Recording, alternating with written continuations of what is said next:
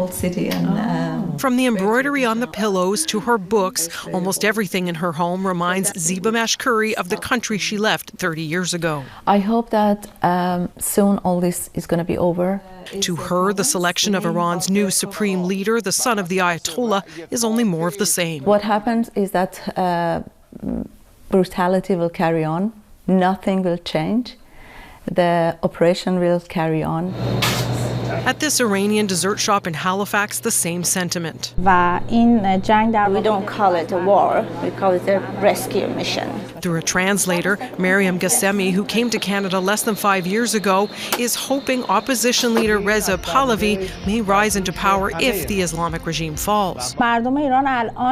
People inside and outside of Iran, they want him, they're calling his name. There are other voices entirely against the war. There's always differences in opinions, but we hope that people will come together, to stand against a war. The Iranian-Canadian Congress's letter to the Prime Minister earlier this month asks the federal government to call for an end to the military action. Without sovereignty, there can be no progress in civil rights and so on.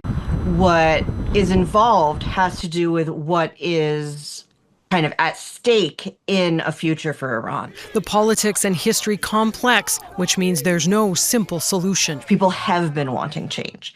And so right now, the question is, what gets you to that change? And I'm not sure anything that's actually happening gets you there.